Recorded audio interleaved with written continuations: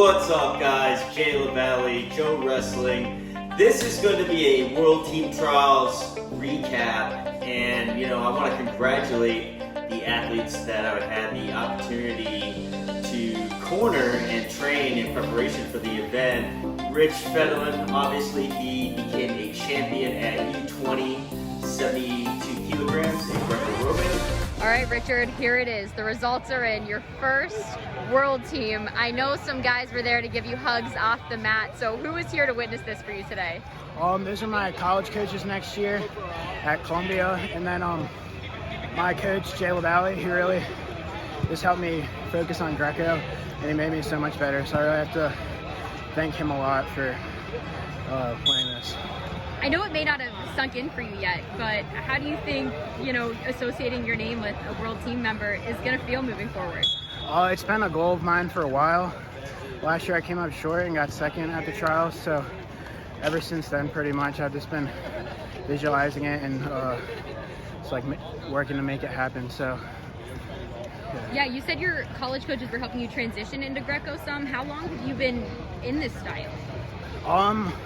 I really just, after trials last year, I was going to Pan Am, so I started to focus more on Greco, but I didn't really take it to another level until this spring. I went out to Wisconsin to train at Combat, and then I brought that stuff back home and also worked with my coach Jay LaValle, and it all meshed together.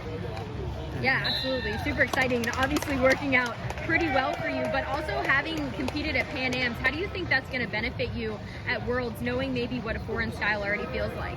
Yeah, it's the European and Asian style is a little different than the Latin American, but going back to Pan Ams this year, kind of have a better expectation and just a better feel of what to expect. So hopefully get gold there. That's a goal. And then Worlds in August. I'm going to go overseas in late June to train, so hopefully that prepares me for Worlds in August. Overall today, looking back on the matches you've had, what can you take away about the athlete you're walking out of this building as?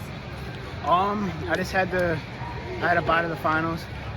So I only had those two matches, but definitely just pretty proud of the way I hand fought and kind of wore him down, because Greco's kind of just like a dirty boxing match. You have to be physical and mean until the other guy breaks. So that's probably what I'm most proud of, those two matches. Yeah, absolutely. Congratulations and best of luck moving forward. Thank you.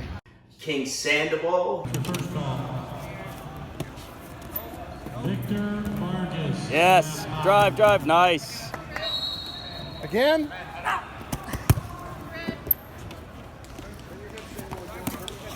Good work. One more. Good work, King. He became an All-American. He's already on the national team at 63 kilograms, Greco-Roman, U23. Joseph Couch. Pull! Your pull!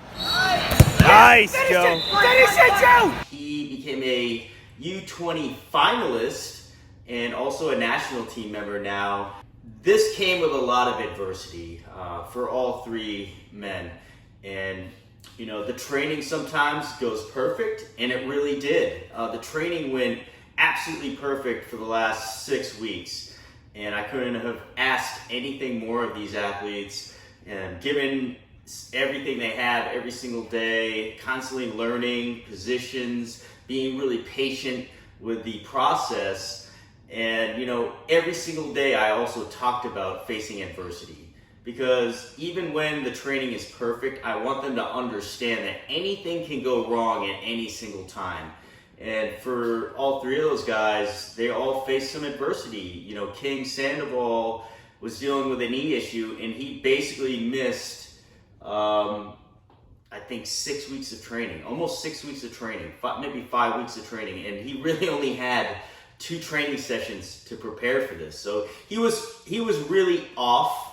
But, I convinced him to come out. I wanted him around the other guys because he was training with them prior. And he got the job done. He came up short. I know he wanted to make the world team, and I know he can get that guy.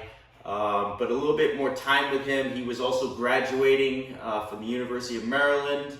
He just got a job in architecture, and, a lot kind of going on. And so he definitely needed a break coming off that Big Ten schedule, and then tweaking his knee at the Bill Ferrell at the end of March.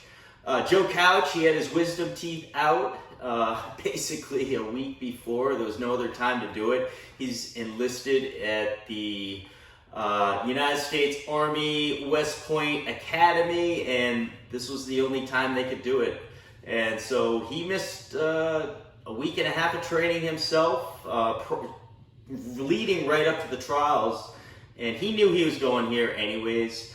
But, you know, limited training going into this. And I really commend both of those guys on really turning it up, you know, coming back and getting it done. Joe Couch, you know, he had to knock off a really tough guy. He only had actually one other guy in the challenge tournament to get to Max Black for the best of three. And Joe Couch did that. I was really impressed by the skill he was showing, some of the things that we had been working on. In fact, he did one of the parterre lifts and throws that he never had done on a mat. It was always on a crash mat. So super impressed that he went out there and got that done and tried that. And then he... This is you! Work here, Joe. Go get it. Yes, yes. Forward, forward. Left foot. Yes. Nice. Big step, big step. To the edge. He was the first athlete to score on Max Black. There you go, there you go. There's four! Four blue! Max Black, obviously very good Greco athlete, is training at the Northern Michigan Greco-Roman program, and he put him right to his back for 4 points. So extremely proud of Joe, and gonna miss Joe. Both of those guys, King and Joe Couch, have worked with me since they were 8 years old. So a lot of history goes back with those guys, with their families, got to spend time with their families out there. I haven't seen either one of their families in quite some time due to COVID, basically. So it was good to kind of reunite with those guys. Rich Fedalen, he had a neck issue the night before. We didn't even know if he was going to be able to get on the starting line. We got him weighed in the morning of competition, but his neck was really bothering him, and it threw all of our plans off. And it was like, you know, it was almost perfect because we had talked about these things happening in training. Even though all the other training went really well, you know, that the mental mindset is what matters. And, you know, facing that adversity and getting it together, he did that. He did that. He came out in 2 bouts against Stauffenberg of Illinois. Good job, Rich.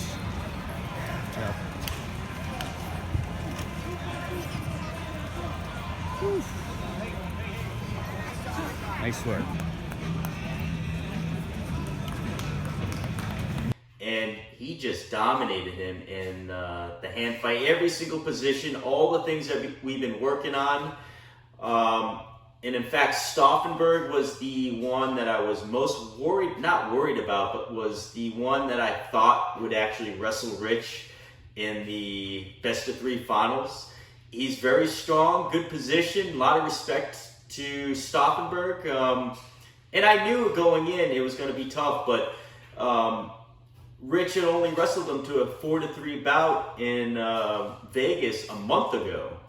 And I know Stauffenberg was coming off a couple good wins, going through the challenge tournament, knocking off Jaden Skellinger, who was in the U.S. Open finals, and then knocking off Ashton Meese, one of Lucas Stelz's guys, very skilled Greco athlete, and he knocked both of those guys off to get to Rich. And I knew he would have a lot of confidence going in, also knowing that he had only lost to Rich by a point.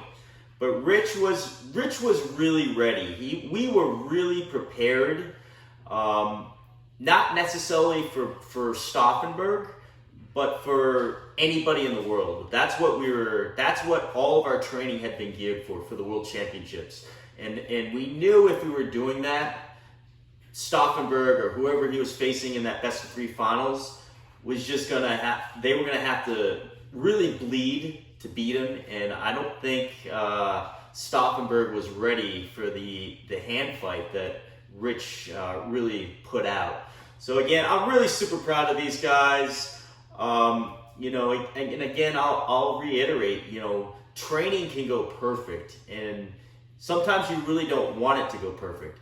For me, for Greco, it's all about performance. I'm not necessarily trying to beat my guys up in training. I want them to be performing at their best every single day and learning every single day. The one thing I like about Rich is he is like an encyclopedia of technique. He's like me, and that's why I think we mesh really well in our coach-athlete relationship. We talk a lot about technique. We talk a lot about position. I ask him a lot of questions about what he thinks, and I think he values that, and I value his input as well. And we try and blend that all together, really to be fundamentally sound and to be the best athlete that you can possibly be. So I'm really, again, grateful to have those guys. And to have them again, like Rich is going to be training for the Pan Am's coming up in a month. He's got Fargo a couple days after that, and then the World Championships are in 3 weeks after that. So I've got him basically all summer. We're going to keep layering. I call it layering onto what we've already established. We've got a big foundation of hand fighting, and now we want to get him to be constantly trying to score and put matches away faster. He's a grinder. He wants to be out there, but sometimes you got to put people away to get to the next guy and really be physically ready. So again, congratulations to all, and we look forward to the next training cycle over the next 6 weeks. And then we take a little break after Fargo, and then it's 3 weeks to the World Championships, where Rich will be at Sofia, Bulgaria, wrestling Greco-Roman at 72 kilograms, and Joe Couch will be in alternate there.